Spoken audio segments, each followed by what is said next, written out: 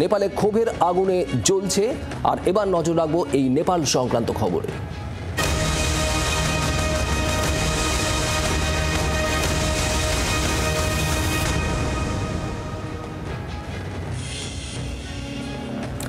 নেপালে ক্ষোভের আগুন জ্বলছে। গণ অভ্যুত্থানের পথে কি এবার বাংলাদেশ? নেপালের সঙ্গে আগামী দিনে কি সমীকরণ হবে ভারতের? এই প্রশ্নগুলি এখন ঘোরাফেরা করছে। ইতিমধ্যেই 250 জনের বেশি আহত হয়ে হাসপাতালে চিকিৎসাধীন। এবার সংসদের মধ্যে ঢুকে পড়লেন নেপালে প্রতিবাদীরা। নেপালে ওলি সরকারের বিরুদ্ধে প্রবল ক্ষোভ। গতকাল থেকে আমরা দেখেছি সেই ক্ষোভ আছড়ে পড়েছে নেপালের রাজপথে। সেই ক্ষোভ কাঠমান্ডুর রাস্তায়। প্রত্যেকেই চাইছেন সরকার গদি ছাড়ুক। ফিরে এসেছে রাজতন্ত্রের দাবি, হিন্দু রাষ্ট্রের দাবি। পুলিশের গুলিতে একাধিক মৃত্যু। ইতিমধ্যে গোটা ঘটনায় দুঃখ প্রকাশ করেছেন নেপালের প্রধানমন্ত্রী। গোটা ঘটনার তদন্ত হবে সেই নির্দেশও দিয়েছেন। তবে ক্ষোভের আগুন ধামা চাপা দেওয়া যাচ্ছে না। নেপাল সরকারের বিরুদ্ধে ক্ষোভ, রাজতন্ত্রের দাবিও ফিরে এসেছে।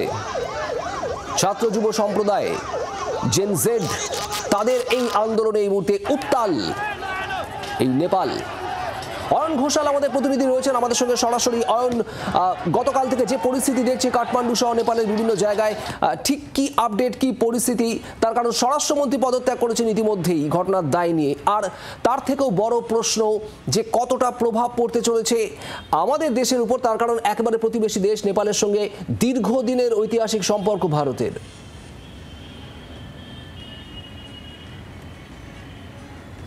তার আগে আন্তর্জাতিক সম্পর্ক বিশেষজ্ঞরা খুব গুরুত্বপূর্ণ একটা পয়েন্ট মনে করিয়ে দিচ্ছেন শুভদীপ। সপরিবার নেপালের রাজপরিবার বীরেন্দ্র, তাদেরকে নৃশংসভাবে খুন করা হয়েছিল। তারপর মাওবাদী নেতা পুষ্পকমল দহল ওরফে প্রচণ্ড নেপালের শাসনভার হাতে নেন। সেই থেকেই কোথাও না কোথাও নেপালের যারা বোনাফাইড রাজপরিবারের অনুগামী, তাদের সরকার নিয়ে একটা ক্ষোভ রয়েছে। তারপরে প্রধানমন্ত্রী বদল হয়েছে, পরবর্তীকালে ওলি সরকার নেপালের শাসনভার তারা গ্রহণ করেছে। অর্থাৎ কোথাও না কোথাও নেপালে একদিকে গণতান্ত্রিক ব্যবস্থা সেটা প্রবর্তনের চেষ্টা হয়েছে, কিন্তু নেপালবাসীর সিংহভাগের মনে এখনও রাজতন্ত্রের প্রতি একটা আনুগত্য রয়ে গেছে। এটা হচ্ছে নেপালের যাবতীয় অশান্তির মূল কারণ বা রুট, এমনটাই মনে করছে আন্তর্জাতিক মহল। 1, 2, 26টি সোশ্যাল নেটওয়ার্ক ব্যান করা হয়েছে। নেপালের এই মুহূর্তের কর্মসংস্থানের অবস্থা খুব খারাপ। গোটা নেপালের জেন ওয়াই, অর্থাৎ যারা মূলত কালকে পথে নেমে এই গণ অভ্যুত্থানের নেতৃত্ব দিয়েছেন বলে দাবি করছেন, তারা যে জেনারেশনে বিলং করেন তাদের হাতে কোনো কাজ নেই। পর্যটন ছাড়া নেপালে সেই অর্থে কোনো ইন্ডাস্ট্রি নেই। এই অবস্থায় নেপালবাসীর সবথেকে বড় প্রশ্ন ছিল যে এই ধরনের সোশ্যাল মিডিয়াগুলো হচ্ছে রোজগারের অন্যতম পথ, যেগুলো অ্যাব্রাপ্টলি রাতারাতি নেপাল সরকার জোর করে বন্ধ করার চেষ্টা করছিল। পাশাপাশি লিঙ্কডিনের মতো কিছু অ্যাপ, যেগুলো নেপালের একটা বড় অংশের বেকার যুবক যুবকই তাদেরকে বিভিন্ন চাকরি ক্ষেত্রে অ্যাপ্লিকেশন অথবা যোগাযোগ বাড়ানোর সুযোগ দিচ্ছিল, সেটাও ব্যান করে দেওয়া হয়েছিল। এই 26টির যে সোশ্যাল নেটওয়ার্ক ব্যান করা হয়েছে, ব্যানগুলো গতকাল রাতে প্রত্যাহার করা হয়েছে বলে কোনো সংবাদ সংস্থা দাবি করছে। কিন্তু এখনও পর্যন্ত যেহেতু নেপালে ইন্টারনেট ব্যবস্থা খুব একটা স্থিতিশীল নয়, অতএব নেপালের বহু অংশে ঘটে যাওয়া বহু ঘটনা সেটা আন্তর্জাতিক বা বিভিন্ন অন্যান্য দেশ তারা এখনও পর্যন্ত জানতে পারেনি। অতএব এখনও পর্যন্ত অফিসিয়ালি যে ডেথ টোল, কোথাও বলা হচ্ছে 19, কোথাও বলা হচ্ছে 20, এবং আহতের সংখ্যা কোথাও বলা হচ্ছে 3 শতাধিক, কোথাও বলা হচ্ছে তারও বেশি। এই প্রকৃত ফিগারটা কি এটা জানা সম্ভবপর হচ্ছে না। এবার তোমার যে দ্বিতীয় প্রশ্ন, ভারতের ওপর কতটা প্রভাব পড়ার আশঙ্কা।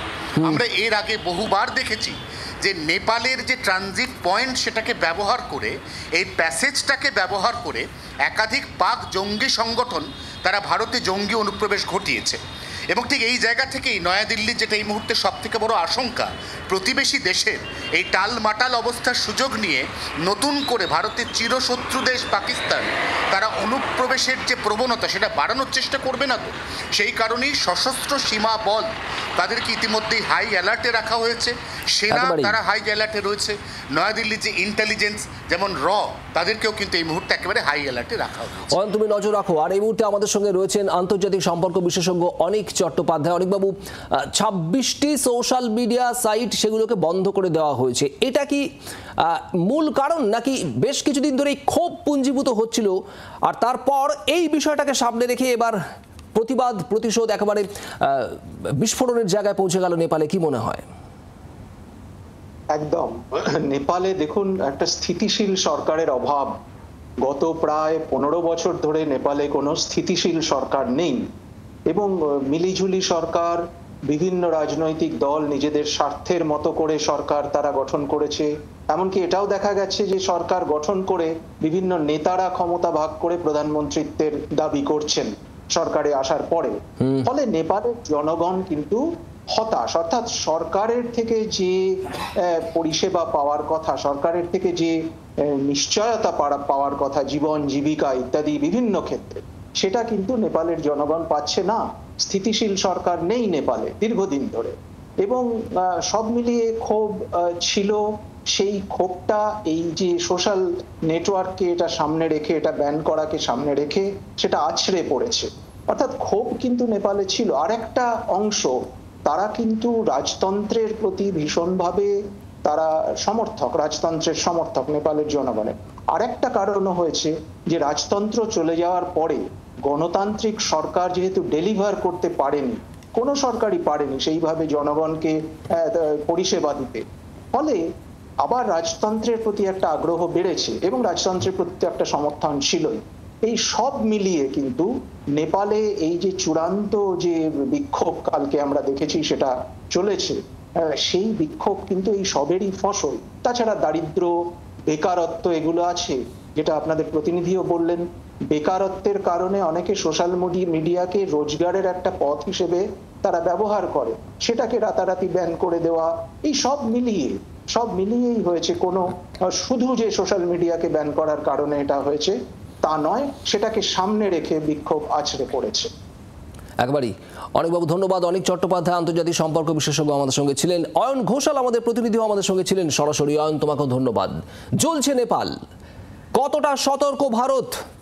সীমান্ত লাগোয়া এলাকায় বাড়তি নজরদারি রয়েছে, প্রভাব পড়ার আশঙ্কা রয়েছে ব্যবসা বাণিজ্যে, বড় প্রভাব পড়তে পারে পর্যটনে। আর সেদিকে নজর রাখছে নয়াদিল্লি, তার কারণ নেপালের পরিস্থিতি এই মুহূর্তে টালমাটাল। সমস্ত সীমান্তবর্তী এলাকাগুলোতে কড়া নজরদারির ব্যবস্থা করা হচ্ছে, তার কারণ এই নেপালকে ট্রানজিট রুট হিসেবে ব্যবহার করে থাকে এবং অতীতেও আমরা দেখেছি এই ধরনের ঘটনা।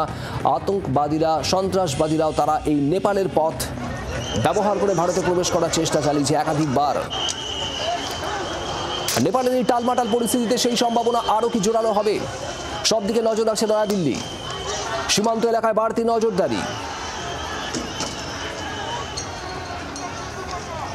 নারায়ণ সিংহ রায় আমাদের প্রতিনিধি রয়েছেন নেপাল থেকে। সরাসরি নারায়ণের কাছে যাব। নারায়ণ, গতকাল থেকে যে পরিস্থিতি আমরা দেখছি কাঠমান্ডুতে, মৃতের সংখ্যা ঠিক এই মুহূর্তে কোথায় দাঁড়িয়েছে এবং সব মিলিয়ে কি পরিস্থিতি?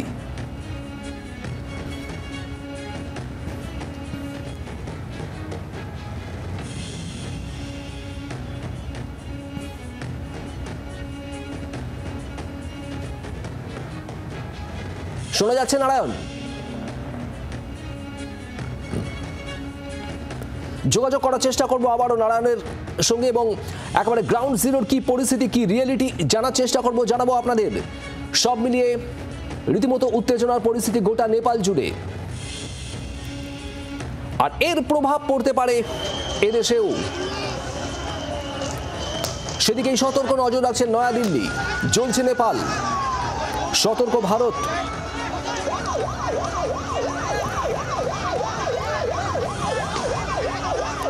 নারায়ণ সিংহ রায় আমাদের প্রতিনিধি রয়েছেন। নারায়ণ, সব মিলিয়ে এই মুহূর্তে কি পরিস্থিতি নেপালে, কি নজরে আসছে তোমার একটু জানতে চাইবো।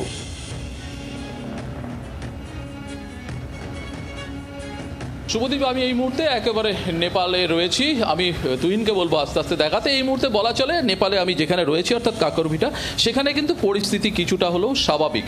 তবে রাস্তাঘাট এখনো অবধি শুনশান, কারণ গতকাল যেই ঘটনা ঘটে গেছে সেই ঘটনায় কিন্তু ইতিমধ্যেই 19 জনের মৃত্যু হয়েছে বলে জানা গেছে। তার পাশাপাশি বলে রাখি, গতকাল নেপাল সরকার রাত্রে বৈঠক করে কিন্তু যেই সমস্ত সোশ্যাল মিডিয়ার উপর, অর্থাৎ 26টি সোশ্যাল মিডিয়ার উপর যে নিষেধাজ্ঞা জারি করেছিল সেই নিষেধাজ্ঞা উঠিয়ে নেওয়ার পরে কিন্তু কিছুটা হলেও স্বাভাবিক হয়েছে পরিস্থিতি। কিন্তু পরিস্থিতি থমথমে, কারণ কারফিউ রয়েছে, সেনাকে নামানো হয়েছে এবং যতটুকু জানা গেছে নেপাল সরকারের যে বৈঠক, সেই বৈঠকে ইতিমধ্যেই কিন্তু সেখান থেকে নেপাল সরকার থেকে কিন্তু সেখানকার স্বরাষ্ট্রমন্ত্রী পদত্যাগ করেছে বলে জানা গেছে। এর পাশাপাশি নেপালের যে বর্তমান সিচুয়েশন, যে গতকালকের ঘটনায় বহু, অর্থাৎ প্রায় 250 থেকে 300 জন যুবক আহত, গুরুতর আহত, তাদের চিকিৎসা চলছে এবং বেশ কিছু পুলিশও আহত হয়েছে, তাদের সবার চিকিৎসা চলছে।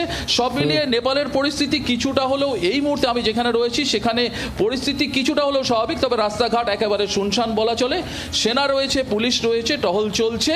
এর পাশাপাশি নেপালের কাঠমান্ডুর বর্তমান পরিস্থিতি কিন্তু যতটুকু জানা গেছে সেখানেও স্তব্ধ, কারফিউ জারি রয়েছে। পরিস্থিতির উপর নজর রেখেছে নেপাল সরকার। এখন আমরা যেখানে রয়েছি সেখানের পরিস্থিতিও কিছুটা হলেও স্বাভাবিক, কিন্তু রাস্তাঘাটে যানবাহন একেবারে চলছে না বললেই চলে। পাশাপাশি ভারতীয় পাট, আমি তুহিনকে বলবো উল্টো দিকে দেখাতে, ভারতীয় যে সীমান্ত, যেই দিকে পানিট্যাঙ্কি বর্ডার, সেখানেও কিন্তু একেবারে খাখা করছে, তুমি দেখতে পাচ্ছ। কারণ ভারতীয় যানবাহন পুরোপুরি বেশিরভাগটাই কিন্তু পানিট্যাঙ্কি বর্ডারে সেখানেই রয়েছে। পরিস্থিতি স্বাভাবিক হলে আস্তে আস্তে কিন্তু নেপালের দিকে প্রবেশ করবে ভারতীয় যানবাহন বলেই যতটুকু জানা গেছে। তবে পরিস্থিতির উপর নজর রাখছে ভারত সরকার, অন্যদিকে নেপাল গভর্নমেন্টও পুরোপুরি পরিস্থিতির দিকে নজর রাখছে। কারণ এই একটি যেই রোড রয়েছে এইখান দিয়ে কিন্তু ট্যুরিজম, অর্থাৎ যেহেতু দার্জিলিং জেলা, এখানে উত্তরবঙ্গের বিশেষ করে ডুয়ার্স রয়েছে, এই যে ট্যুরিজম হাব বলা চলে, সেই হাবে নেপাল থেকেও যেমন পর্যটকরা এখানে আসে, এখান থেকেও নেপাল হয়ে পর্যটকরা নেপালের দিকে ঘুরতে যায়। একদিক দিয়ে গতকালকের ঘটনায় কিন্তু পর্যটন শিল্পে কিছুটা হলেও প্রভাব পড়েছে, যদিও পরিস্থিতি স্বাভাবিক করার চেষ্টা করছে নেপাল সরকার। ইতিমধ্যেই বলে রাখি, আহতদের বেশ কয়েকজনকে ভর্তি করা হয়েছে এবং গুরুতর আহত রয়েছে। পাশাপাশি 19 জনের যে মৃত্যু রয়েছে সেই সংখ্যাটাও বাড়তে পারে বলেই জানা গেছে। তবে কাকরভিটায় যেখানে রয়েছে এখানে বাড়তে পারে, তার কারণ অনেকেই গুরুতর আহত, অত্যন্ত গুরুতর অবস্থায়, জখম অবস্থায় হাসপাতালে চিকিৎসাধীন। নানান পরিস্থিতির দিকে নজর রাখো। নেপালের পরিস্থিতি কত তাড়াতাড়ি স্বাভাবিক হয় সেটাই এখন এই মুহূর্তের সব থেকে বড় প্রশ্ন।